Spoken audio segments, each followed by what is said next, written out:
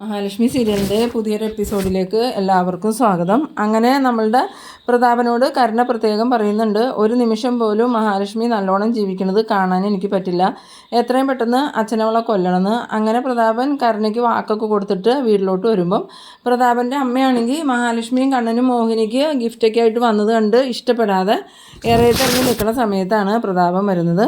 പ്രതാപനെ കണ്ടതും അമ്മ ഓടി ചെന്നിട്ട് എടാ അവർ വന്നിട്ടുണ്ടെന്ന് പറയുന്നു. ആ സമയത്ത് പ്രതാപൻ പറയുന്നുണ്ട്, ഉവ്വമ്മേ വണ്ടി കിടക്കണ കണ്ടു, അപ്പോൾ എനിക്ക് മനസ്സിലായി എന്ന് പറയുമ്പം പ്രതാപൻ്റെ അമ്മ പറയുന്നുണ്ട്, കാരണം മോളെ ഇനി അവിടെ ഇട്ട് കഷ്ടപ്പെടുത്തരുതെന്ന് പറഞ്ഞപ്പോൾ അവൻ പഴംപുരാണം പറയാം, അവൻ്റെ അച്ഛൻ ചത്ത കഥ. ആ സമയത്ത് പ്രതാപൻ പറയുന്നുണ്ട്, ഇതിനെല്ലാം ഒരു പരിഹാരം കാണാമെന്ന് കരുണമോൾക്ക് വാക്ക് കൊടുത്തിട്ടാണ് ഞാൻ ഇങ്ങോട്ട് വന്നതെന്ന് പറയുമ്പം പ്രതാപൻ്റെ അമ്മയ്ക്ക് സംശയമായിട്ട് ചോദിക്കുന്നുണ്ട്, എന്ത് പരിഹാരമാണെന്ന് ചോദിക്കുമ്പം എല്ലാ അച്ഛനമ്മമാരും പറയും മക്കളെ പൊന്നു പോലെ വളർത്തിയെന്ന്, പക്ഷേ ഞാനിവിടെ എൻ്റെ മോളെ പൊന്നുകൊണ്ട് മൂടിയാണ് വളർത്തിയത്, എന്നിട്ട് ആ കുഞ്ഞ കമലേശ്വരത്ത് കിടന്ന് അടുക്കളപ്പണി ചെയ്ത് കഷ്ടപ്പെടണത്. എന്തായാലും അമ്മ വാ അമ്മയെന്നും പറഞ്ഞുകൊണ്ട് പ്രതാപൻ അമ്മയും വിളിച്ചുകൊണ്ട് അകത്തേക്ക് വരുന്നുണ്ട്. ആ സമയത്ത് കണ്ണനെ അവിടെ കാണുമ്പം പ്രതാപൻ ചോദിക്കുന്നുണ്ട്, എൻ്റെ കുഞ്ഞിനെ അവിടെ ഇട്ട് കഷ്ടപ്പെടുത്തുമല്ലേ എന്ന് ചോദിക്കുമ്പം അവളെ ഞാൻ കഷ്ടപ്പെടുത്തുന്നത് നിങ്ങൾ ചെയ്തതിന് തെറ്റിന് ശിക്ഷയായിട്ടാണ്, എന്തായാലും നിങ്ങൾക്കും നിങ്ങളുടെ അമ്മയ്ക്കും നോവണമെങ്കിൽ അവളുടെ കണ്ണ് നിറയണം, അതുകൊണ്ടാണ് ഞാൻ അവൾക്ക് ഇങ്ങനെ ഒരു ശിക്ഷാരീതി കൊടുത്തത്. എന്തായാലും എൻ്റെ അച്ഛനെ കൊന്നത് നിങ്ങളാണെന്ന് അറിഞ്ഞപ്പം നിങ്ങളെ എനിക്ക് കൊല്ലാനാണ് തോന്നിയത്, പിന്നെ ഞാനത് വേണ്ടെന്ന് വെച്ചത് നിങ്ങളുടെ മോളുടെ കണ്ണീരാണ് നിങ്ങൾക്ക് ഏറ്റവും വലുതെന്ന് മനസ്സിലായതുകൊണ്ടാണ്.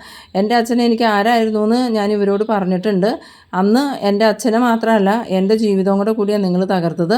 12ാം വയസ്സിൽ എന്നെ വീൽ ചെയറിലാക്കിയവനാണ് നിങ്ങൾ, അതുകൊണ്ട് തന്നെ നിങ്ങൾ അനുഭവിക്കണമെങ്കിൽ നിങ്ങളുടെ മോൾ അനുഭവിക്കണം. പിന്നെ നിങ്ങളാണ് എൻ്റെ അച്ഛനെ കൊന്നതെന്ന് ഞാൻ അന്ന് അറിഞ്ഞിരുന്നെങ്കിൽ ഒരിക്കലും ഞങ്ങളുടെ കല്യാണം നടക്കില്ലായിരുന്നു, ഈ കുടുംബത്തിൽ നിന്ന് ഞങ്ങളുടെ കുടുംബത്തിലേക്ക് പെണ്ണിനെ എടുക്കില്ലായിരുന്നു, അത് സംഭവിച്ചു പോയില്ല എന്ന് പറയുമ്പോൾ പ്രതാപൻ്റെ അമ്മ പറയുന്നുണ്ട്, അതാടാ ഞങ്ങളുടെ കുഞ്ഞിന് പറ്റിയ ഏറ്റവും വലിയ കാലക്കേട്, നീ അത് അറിഞ്ഞിരുന്നെങ്കിൽ ഈ വിവാഹം നടക്കില്ലായിരുന്നു, പക്ഷെ അറിയാതെ തന്നെ ഈ വിവാഹം നടന്നു, അതുകൊണ്ടല്ലേ എൻ്റെ കുഞ്ഞിനെ അവിടെ ഇട്ട് നീ കഷ്ടപ്പെടുത്തണേ. അവളും നിങ്ങളും നന്നാവില്ലെങ്കിൽ ഇനിയും ഉണ്ടാവും കഷ്ടപ്പാട് ഇതുപോലെ, അതുകൊണ്ട് നിങ്ങളൊന്ന് മനസ്സിലോർത്തോ, നിങ്ങളുടെയും നിങ്ങളുടെ അമ്മയുടെയും മോളുടെയും എല്ലാ നല്ല ജീവിതവും ഇവിടെ തീർന്നു എന്ന് കൂട്ടിക്കോ, ഇനി നിങ്ങളുടെ ജീവിതത്തിൽ സന്തോഷമൊന്നും ഉണ്ടാവില്ല എന്ന് പറയുമ്പം പ്രതാപൻ ഇങ്ങനെ മനസ്സിൽ വിചാരിക്കുന്നുണ്ട്, ഒന്നും തീർന്നിട്ടില്ലടാ, എല്ലാം തുടങ്ങാൻ പോണേ ഉള്ളൂ എന്ന്. പിന്നീട് കാണിക്കുന്നത് നമ്മളുടെ മഹാലക്ഷ്മി ആണെങ്കിൽ കണ്ണം കൊടുന്ന 2 സാരി മോഹിനിക്ക് കൊടുക്കുന്നുണ്ട്. എന്നിട്ട് മോഹിനിയോട് പറയുന്നുണ്ട്, അമ്മയ്ക്ക് കണ്ണേട്ടൻ 2 സാരി വാങ്ങിയിട്ടുണ്ട്, അതിലൊന്ന് കേക്ക് മുറിക്കുന്ന സമയത്ത് ഉടുക്കാനും ഒന്ന് ഫംഗ്ഷൻ തുടങ്ങണതിനും കൊടുക്കാനോ, എന്തായാലും അമ്മ ഒരു സാരി ഒന്ന് ഉടുത്ത് നോക്കിക്കേ, കണ്ണേട്ടന് കാണാനാന്ന് പറയണു. അങ്ങനെ മോഹിനി പറയുന്നുണ്ട്, എന്തിനാ മോളെ അത് അന്നേരം ഉടുത്താൽ പോരെ, ഇനിയിപ്പോൾ സാരി ഉടുത്തുകൊണ്ട് ചെല്ലാൻ എന്നെ ആരെങ്കിലും പെണ്ണ് കാണാൻ വരുന്നുണ്ടോ എന്ന് ചോദിക്കുമ്പോൾ മഹാലക്ഷ്മി പറയുന്നുണ്ട്, അമ്മയ്ക്ക് ഇപ്പോഴും നാണാണല്ലോ, എന്നാലും വാ അമ്മയെന്നും പറഞ്ഞ് നിർബന്ധിക്കുമ്പോൾ മോഹിനി ആണെങ്കിൽ പുതിയ സാരിയൊക്കെ ഉടുത്തുകൊണ്ട് വരുന്നുണ്ട്. അങ്ങനെ മഹാലക്ഷ്മി കണ്ണേട്ടാന്നും പറഞ്ഞ് വിളിക്കുമ്പോൾ കണ്ണൻ നോക്കുന്ന സമയത്ത് മോഹിനി കണ്ണം കൂടുന്ന സാരി ഉടുത്തുകൊണ്ട് നിൽക്കണം കാണുന്നുണ്ട്. എന്നിട്ട് സാരി എങ്ങനെ ഉണ്ടെന്ന് ചോദിക്കുമ്പോൾ കണ്ണൻ പറയുന്നുണ്ട്, നല്ല സാരിയാണ്, എന്തായാലും അമ്മയ്ക്ക് നല്ലോണം ചേരുമെന്ന്. അങ്ങനെ മോഹിനിയും മഹാലക്ഷ്മിയും താഴേക്ക് ഇറങ്ങി വന്നതും കണ്ണൻ ഇവരോട് പറയുന്നുണ്ട്, എന്നാൽ നമുക്ക് പോയാലോടോ എന്ന് പറയുമ്പം മോഹിനി പറയുന്നുണ്ട്, അതങ്ങനെ പോവല്ലേ മോനെ, ചായയും പലഹാരമൊക്കെ കഴിച്ചിട്ട് പോകാം, മോള് സാരി ഉടുക്കാൻ പറഞ്ഞ് നിർബന്ധിച്ചത് കൊണ്ടാണ് ഞാൻ ചായ എടുക്കാതിരുന്നത്, നിൽക്ക് ഞങ്ങളിപ്പോൾ ചായ എടുത്തിട്ട് വരാം വാ മോളെന്നും പറഞ്ഞുകൊണ്ട് ഈ മോഹിനി മഹാലക്ഷ്മിയെ വിളിച്ചുകൊണ്ട് അങ്ങോട്ട് പോകുമ്പോൾ പ്രതാപനാണെങ്കിൽ ദേഷ്യത്തോടു കൂടി നിക്കടി അവിടെയെന്ന് പറയുന്നുണ്ട്. ആ സമയത്ത് മോഹിനിയും മഹാലക്ഷ്മിയും നിന്നിട്ട് തിരിഞ്ഞു നോക്കുന്ന സമയത്ത് പ്രതാപനാണെങ്കിൽ മഹാലക്ഷ്മിയുടെ അടുത്തേക്ക് വന്നിട്ട് വേഗം തന്നെ മഹാലക്ഷ്മിയുടെ കഴുത്തിന് കുത്തിപ്പിടിക്കുന്നുണ്ട്.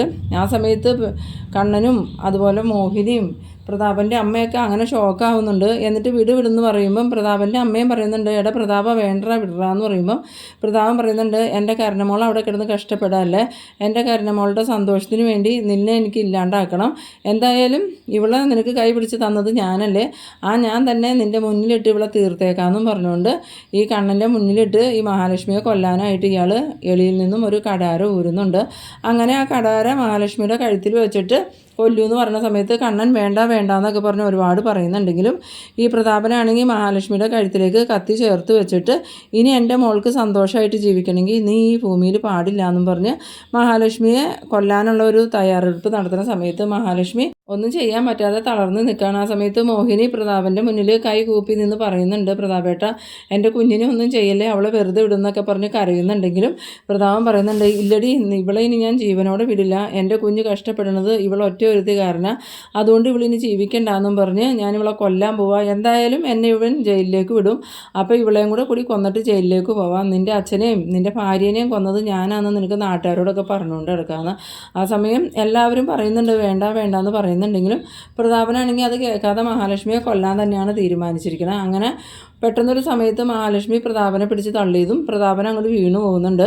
പെട്ടെന്ന് തന്നെ മഹാലക്ഷ്മി ഇറങ്ങി ഓടാൻ നേരത്ത് പ്രതാപൻ പുറകെ എത്തുമ്പോൾ കണ്ണൻ വീൽ ചെയറിൽ ഇരുന്നുകൊണ്ട് തന്നെ പ്രതാപൻ്റെ കയ്യെ കയറി പിടിച്ച് അവിടെ വലിച്ചിടുന്നുണ്ട്. ആ സമയം കൊണ്ട് നമ്മളുടെ മഹാലക്ഷ്മി പുറത്തേക്ക് ഓടുന്നുണ്ട്. പെട്ടെന്ന് തന്നെ പ്രതാപനെ എഴുന്നേറ്റിട്ട് വീണ്ടും മഹാലക്ഷ്മിയുടെ പുറകെ ഓടുമ്പോൾ നമ്മളുടെ സുമേഷാണെങ്കിൽ വെളിയിൽ നിന്ന് മഹാലക്ഷ്മി കരഞ്ഞുകൊണ്ട് ഓടണം കാണുന്നുണ്ട്.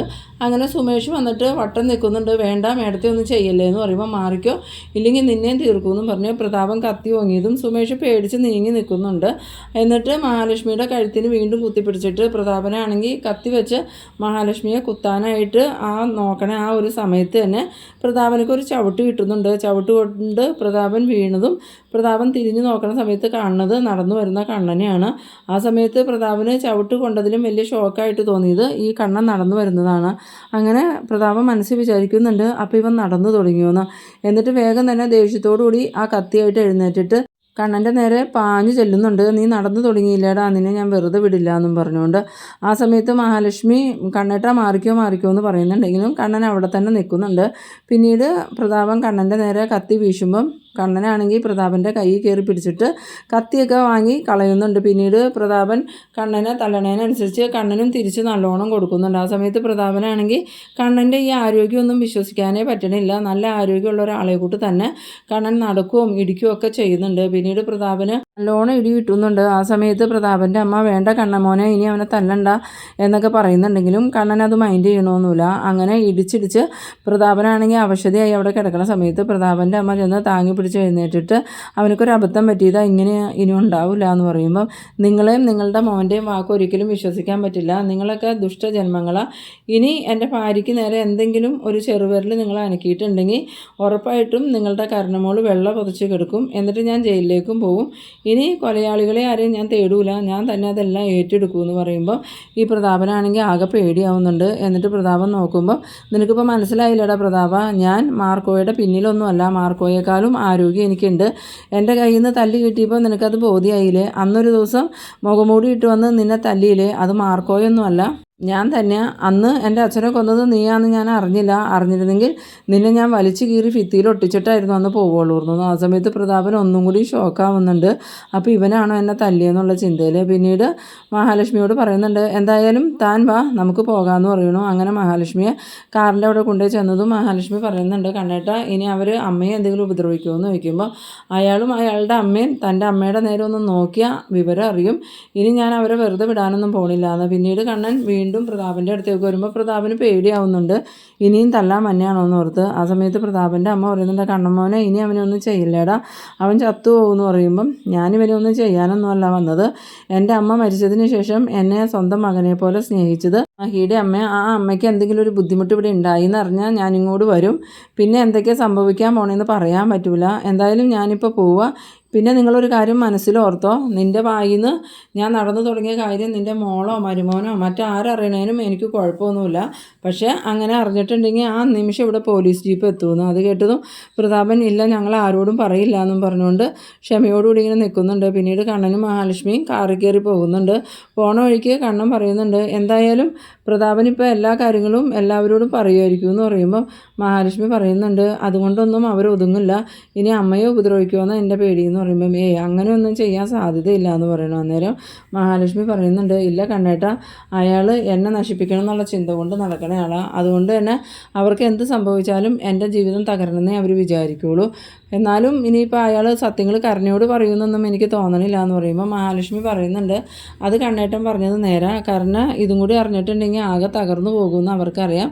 അല്ലെങ്കിൽ തന്നെ കണ്ണേട്ടനും ഞാനുമായിട്ടുള്ള വിവാഹം നടക്കുന്ന സമയത്ത് കരുണയ്ക്ക് ഭയങ്കര സന്തോഷമായിരുന്നു. കണ്ണേട്ടൻ വീൽ ചെയറിലുള്ള ഒരാളെ ഞാൻ വിവാഹം കഴിക്കണേന്നും പറഞ്ഞ് പിന്നീട് നടന്ന കാര്യങ്ങളിലൊക്കെ നേട്ടങ്ങൾ ഉണ്ടായത് എനിക്ക്, അത് അവൾക്ക് ഒരിക്കലും സഹിക്കാൻ പറ്റില്ല, അവളാകെ തകർന്നു പോകുന്നു. അന്നേരം കണ്ണൻ പറയുന്നുണ്ട് അതുകൊണ്ടാണ് ഞാൻ പറഞ്ഞത് അയാളും അയാളുടെ അമ്മയും ഒരിക്കലും അത് കരുണയോട് പറയില്ല. ഇനിയിപ്പോൾ അഥവാ അവർ പറഞ്ഞ് അറിയുകയാണെങ്കിലും അറിഞ്ഞോട്ടേന്ന്, അതിനെന്താ പ്രശ്നമെന്ന്. പിന്നീട് കാണിക്കുന്നത് നമ്മളുടെ പ്രതാപനെയും പ്രതാപൻ്റെ അമ്മേനെയാണ്. പ്രതാപൻ്റെ അമ്മയാണെങ്കിൽ പ്രതാപന് ചൂടൊക്കെ പിടിച്ച് കൊടുക്കുന്നുണ്ട്. ആ സമയത്ത് പ്രതാപൻ്റെ അമ്മ പറയുന്നുണ്ട്, എന്നാലും എൻ്റെ പ്രതാപ അവൻ എപ്പോഴാടാ നടന്നു തുടങ്ങിയത്, എന്നാലും ഇത്രയും നാളായി അവൻ നടന്നു തുടങ്ങിയിട്ട് എല്ലാവരും ചേർന്ന് അത് രഹസ്യമാക്കി വച്ചേക്കുമായിരുന്നല്ലോ എന്ന് പറയുമ്പോൾ എനിക്ക് തോന്നണതുണ്ടല്ലോ അമ്മേ, അന്ന് അവൻ അനന്തുവിൻ്റെ ലേഖയുടെ ഒക്കെ കൂടെ മൂന്നാറിന് ടൂറ് പോയില്ലേ, ആ സമയത്ത് അവൻ നടന്നു തുടങ്ങിയിട്ടുണ്ടാവും. അല്ലെങ്കിൽ തന്നെ മേഘം പറഞ്ഞായിരുന്നു മഹാലക്ഷ്മിയും കണ്ണനും മൂന്നാർക്കിടെ നടക്കണം കണ്ടു എന്ന്. പക്ഷെ അന്നേരം അവന് വെള്ളം കുടിച്ചതുകൊണ്ട് അവനക്കത് ഉറപ്പിക്കാൻ പറ്റിയില്ല,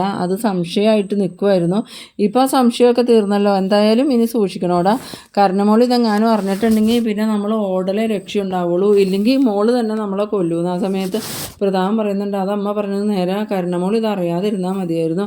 ഇനിയിപ്പോൾ ആ മഹാലക്ഷ്മി കർണമോളുടെ മുന്നിൽ കൂടെ കണ്ണനെ നടത്തുമെന്ന് അറിയില്ലല്ലോ എന്ന് പറയുമ്പം എന്തായാലും ഇത്രയും നാളും അവൻ്റെ വീട്ടിലുള്ള ഒരു മനുഷ്യൻ പോലും അറിയാതെ അവരിത് രഹസ്യമായിട്ട് വച്ചല്ലോ എന്ന് ഈ പ്രതാപം പറയുമ്പം പ്രതാപൻ്റെ അമ്മ പറയുന്നുണ്ട്, ഇനിയിപ്പോൾ മഹാലക്ഷ്മിയുടെ വയറ്റിൽ കിടക്കുന്ന കുഞ്ഞിൻ്റെ അച്ഛൻ ആരാന്ന് സംശയിക്കുകയൊന്നും വേണ്ട, അത് കണ്ണൻ തന്നെയാണ്. പിന്നീട് കാണിക്കുന്നത് നമ്മളുടെ മാർക്കോനെയും ആ ദിവ്യയായ അമ്മേനെയാണ്. അമ്മയാണെങ്കിൽ നല്ല സന്തോഷത്തോടു കൂടി ചിരിക്കുകയാണ്. ആ സമയത്ത് മാർക്കോ പറയുന്നുണ്ട്, എന്താ അമ്മേ, ഇനി മഹാലക്ഷ്മിക്ക് എന്തെങ്കിലും പ്രശ്നം ഉണ്ടാവോ, ആ പ്രതാപനെ നമുക്കങ്ങ് തീർത്ത് കളഞ്ഞാലോ എന്ന് ചോദിക്കുമ്പോൾ അതൊന്നും വേണ്ട മാർക്കോ, പ്രതാപൻ ഇനി സ്വയം ഞാനൊന്ന് മരിച്ചു കിട്ടിയെങ്കിന്ന് ചിന്തിക്കണ കാര്യത്തിലേക്ക് പോയിക്കൊണ്ടിരിക്കണം. അയാളുടെ മോൾക്ക് നല്ലത് കൊടുത്താലോ എന്ന് പറയുമ്പം അങ്ങനെ നീ സ്ത്രീകളെ തല്ലാറില്ലല്ലോ. അത് മാത്രമല്ല ഇനിയിപ്പോൾ സത്യങ്ങളെല്ലാം എല്ലാവരും അറിഞ്ഞില്ലേ, കണ്ണമോൻ്റെ അച്ഛനെ കൊന്നത് പ്രതാപനാന്നുള്ള സത്യം എല്ലാവരും അറിഞ്ഞു. അതുപോലെ കണ്ണമോൻ എഴുന്നേറ്റ് നടന്നു തുടങ്ങിയെന്നുള്ള സത്യവും പ്രതാപനും പ്രതാപൻ്റെ അമ്മ അറിഞ്ഞു. അതിലും വലിയ ശിക്ഷയൊന്നും അവർക്ക് കിട്ടാനില്ല. ഇനിയും കണ്ണൻ്റെയും മഹാലക്ഷ്മിയുടെയും ജീവിതത്തിൽ ഒരുപാട് കാര്യങ്ങൾ നടക്കാനുണ്ട്. പ്രതാപനും പ്രതാപൻ്റെ അമ്മയും ചെയ്തതിൻ്റെയൊക്കെ ശിക്ഷ അനുഭവിക്കാൻ കിടക്കണുള്ളൂ. ആ സമയത്ത് മാർക്കോ പറയുന്നുണ്ട്, അന്നേ ഞാൻ കണ്ണൻ സാറിനോട് പറഞ്ഞതാ അയാൾക്കിട്ട് നല്ലത് കൊടുക്കാമെന്ന്. അപ്പോൾ കണ്ണൻ സാറാ പറഞ്ഞ വേണ്ടാന്ന്. എന്തായാലും നിൻ്റെ കയ്യിൽ നിന്ന് തല്ല് കിട്ടിയതുകൊണ്ട് അവർക്ക് നല്ല പേടിയുണ്ടാവുന്നു. പിന്നീട് കാണിക്കുന്നത് നമ്മളുടെ കരുണയാണെങ്കിൽ എവിടെയോ പോകാനായിട്ട് റെഡി ആവാണ്. ആ സമയത്ത് ഉണ്ണി വന്നിട്ട് ചോദിക്കുന്നുണ്ട്, കരുണ നീ എവിടെയെങ്കിലും പോവാണെന്ന് ചോദിക്കുമ്പോൾ അതെ, ഇന്നെൻ്റെ അമ്മയുടെ പിറന്നാളല്ലേ, പിറന്നാൾ കേക്ക് മുറിക്കാൻ ഞാൻ പോവാന്ന് പറയുമ്പോൾ അതെന്താ നീ ഇപ്പം അങ്ങനെ പറയണേ, അല്ലെങ്കിൽ നിനക്ക് അമ്മയോടൊരു സ്നേഹമില്ലല്ലോ, നിൻ്റെ അമ്മയാണെങ്കിലും നിന്നെ ചേച്ചീനെ സ്നേഹിക്കുന്നത് കൊണ്ട് നിനക്ക് അമ്മയെ ഇഷ്ടമല്ലല്ലോ എന്ന് പറയുമ്പോൾ ഇപ്പം ഞാനതൊക്കെ മറന്നു, എന്തായാലും ഞാനിനി നന്നാവാൻ തീരുമാനിച്ചു എന്ന് പറയുമ്പോൾ ഉണ്ണി പറയുന്നുണ്ട്, എനിക്കിതൊന്നും വിശ്വസിക്കാൻ പറ്റണില്ല, കാരണം നീ എന്തോ കാര്യത്തിന് കണ്ണനെയും മഹാലക്ഷ്മിയെയും പേടിക്കുന്നുണ്ട്, നിന്റെ ചേച്ചി ഭീഷണിപ്പെടുത്തി കൊണ്ടുപോകണല്ലേ എന്ന് ചോദിക്കുമ്പം എന്നെ എന്തിനാ ഭീഷണിപ്പെടുത്തുന്നത്, എൻ്റെ അമ്മയുടെ പിറന്നാളല്ലേ, എന്തൊക്കെ ഇഷ്ടക്കുറവുണ്ടെന്ന് പറഞ്ഞാലും പ്രസവിച്ച അമ്മയല്ലേ,